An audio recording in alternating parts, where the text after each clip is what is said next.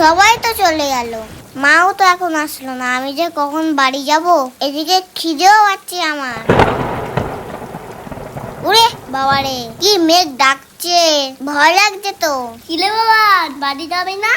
বাড়ি যাবো না তো এখন থাকবো। তোর আমার সাথে। তোর ছাইটাটা কি সুন্দর, ছাতার মাথায় দুটো কানও আছে। আচ্ছা, ওকে আমাদের কথা শুনতে পাচ্ছে? হেই, ছাতাটি আবার শুনতে পারে না।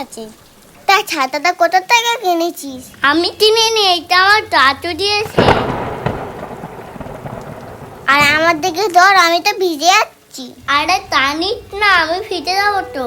আমাকে কি ভেজানোর জন্য ডেকে এনেছিস? এটা আমার ছাতা, আমার দিকেই বেশি থাকবে। তা আমার দিকে একটু দে।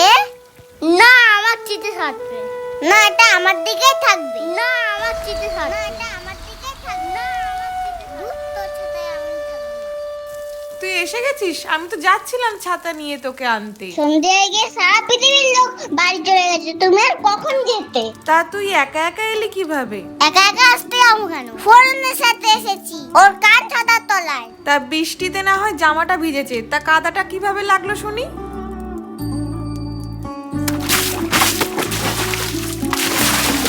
কিরে, বলবি তো? আমার শীত করছে, তোমার কি এখনো শুনতে হবে? শিগগিরই আয়, মাথাটা মুছে দি, আর তাড়াতাড়ি জামাটা খোল, না হলে ঠান্ডা লেগে যাবে। ওমা, ফোরনের মতো একটা কান ছাতা কিনে দাও না, কাল তাহলে স্কুলে নিয়ে যাব, ওকে দেখিয়ে দেবো আমার ছাতা কিরাম। ওর জন্য গায়ে কাদা লেগে গেছে। তুমি দেওয়া তো একটা কান ছাতা কিনে। কান ছাতা? সে আবার কেমন ছাতা?